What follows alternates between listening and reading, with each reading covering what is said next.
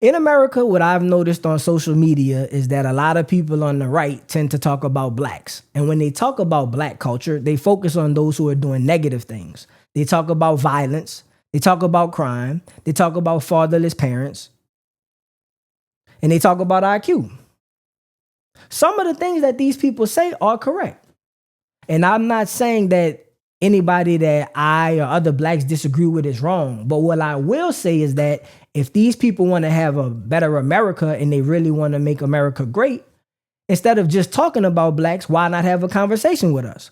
So I asked people like Elijah Schaefer, Sarah Stock, Jake Shields, why don't you guys have a dialogue with the people that you're constantly talking about? Instead of just tweeting those people, why don't you have some of them be guests on your show and see if maybe through conversation, we could find out what is going on in the black community, what is going on in the urban community, what is going on in the white community? Because what I will say is that I notice these people on the right talking about blacks and talking about how blacks don't hold other blacks accountable. I don't hear them talking about the whites in Appalachia. I don't hear you guys talking about the lower class whites. I don't hear you guys talking about the violent whites.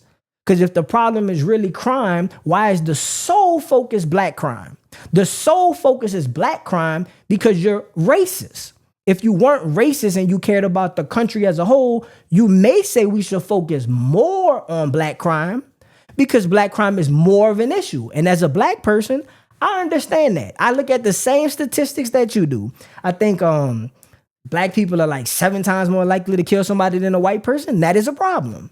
I think black people are like 2.5 more times to be on welfare. That's another problem.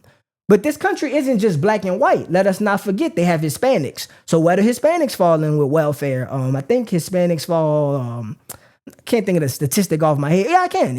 I think like 20% of the Hispanics are on welfare. 25% of the blacks are on welfare. 10% of the whites are on welfare. So as you can see, the whites are doing better than the blacks. But the 10% of whites that are on welfare, they're at a higher percentage than the Asians. The Asians are on 5% of welfare. And I never hear you conservatives talk about how whites are doing and how whites could be doing a better job and how whites maybe instead of focusing on what blacks are doing wrong, need to focus on what they're doing wrong so they can catch the Asians. And I don't want Elijah and these various people to think I'm screaming at them or this show is going to be just about bashing the right and bashing conservatives, because people on the left say a lot of things that I find ignorant and inaccurate as well. For example, in this country, I respect everybody. We have trans, we have gays, etc. But I do notice that on the left, there's a huge push to protect the minorities at the expense of the majority. And the reason I'm bringing this up is because if I do speak to Elijah, if I do talk to some of these people on the right, I want to let them know that the general theme of what they're saying is not just some truth, it's a lot of truth. You know what I mean? Like I just said that the blacks and the whites have problems and the Hispanics, and it's like, okay, I need to understand, and other black people might need to understand. Sometimes when y'all say things, you may not mean every black, or you may not be trying to come at us. You may just be trying to say, we want to focus on your community. And I think that you call it both sides or both groups, we need to really sit down with one another and say, okay, watch his tone, give Elijah a chance. Don't just get mad at what he's saying. Give him a chance. Listen and see if some of the things he's saying could help your community. And Elijah, listen and see if some of the things could help us, help you to see us better or be more comfortable around us. I think that if we all talk to one another, we might, see what's going on.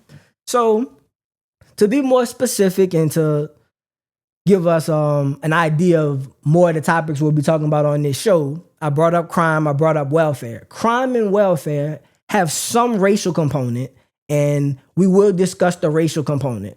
Things like impulse control, that's in your DNA. But something else that affects crime and welfare is intelligence, education.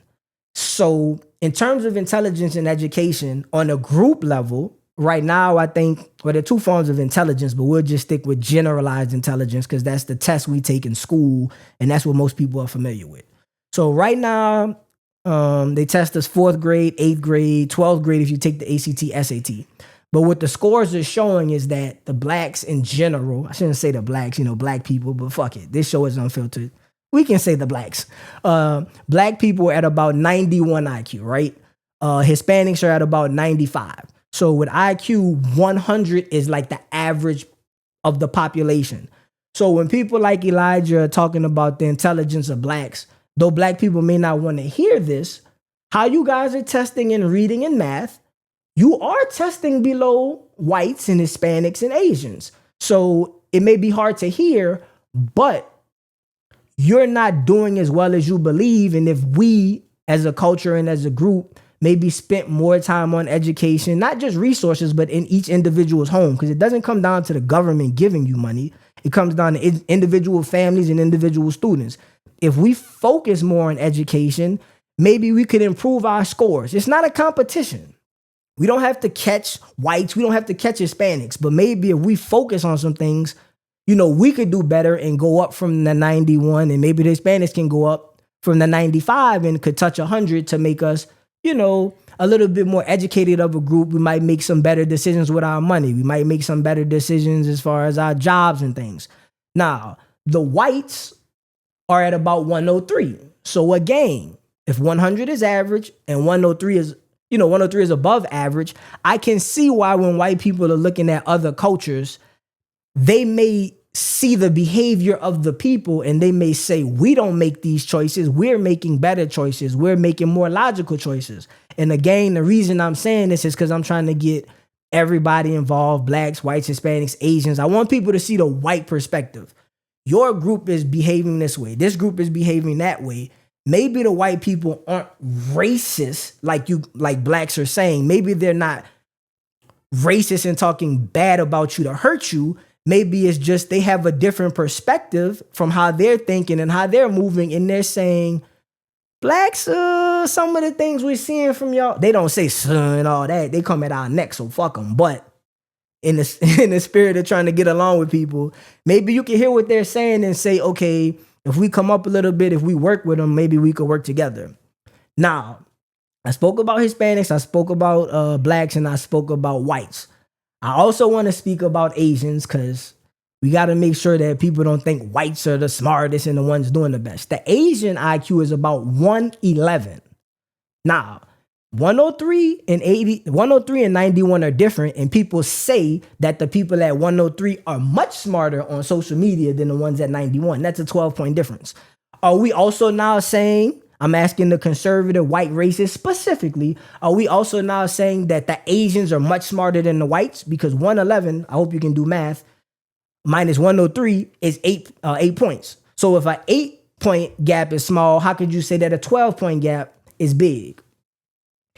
And I've also learned from white conservatives, racist white conservatives, that Jews are not white.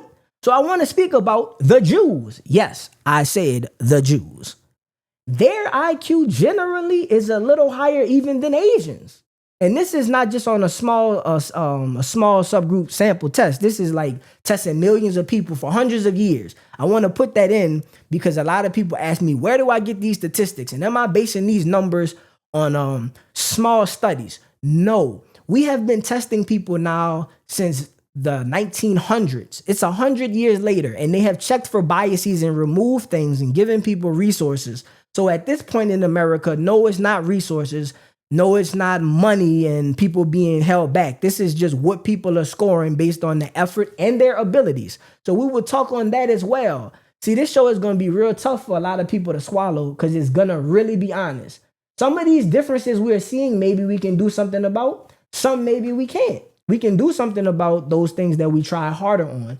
But those things that are genetic, genetics take a while to change. They change over centuries. They change over generations. But back to the topic at hand, y'all gonna get used to this. Sometimes I go off on a tangent.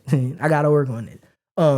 The Jews, like I was saying, are at about 115. So as you notice, if whites are at 103 and Jews are at 115 and blacks are at 91, it's very interesting to see how whites call blacks so stupid. Elijah, I'm talking about you. And then you don't hear whites talk about where they fall with the Asians and Jews. I'm actually about to tell niggas real quick. I'm about to pull up these statistics if I can find them before I go into crime and all that stuff. Oh, Lord, I got all kind of stuff on here. Have to work on that. IQ in America broken by race. I'm just trying to show you guys the statistics. I wasn't prepared, you know. I'm a nigga. Huh. Oh shit. I'm just saying, not to toot my own horn, but I was correct. So this is saying on the AI, if y'all think the Jews are not behind the AI, I gotta start with the Jew jokes, but shit, they be funny. The AI says that the data consistently shows a difference in IQ among racial groups. They say the sociologists and scientists do not attribute this to disparities in genetic. See, that's what I'm talking about. That's probably bullshit. We're gonna get into this maybe later on a deep dive. They're saying that it's not genetic. I just told y'all it was genetic because I believe that there's a genetic component, and I believe the genetic component might be bigger than the environment component. And let me tell you why for a sec. So when you look at something like sub-Saharan Africa, some places the IQ, the standard IQ is low. It's like 40, it's like 60. But in places like Nigeria where the resources are better, it's up to like 80, 85. Okay, my belief is if you were to pick up the resources in the rest of sub-Saharan Africa, you probably could get the average African, sub-Saharan African IQ up to like 80, 85. And then like this is saying in America, African Americans who we have like 25% European DNA in us. So you can't compare us genetically to pure Africans. Our DNA is 25% European. So our IQ is a little bit higher than theirs, just saying 85, 90.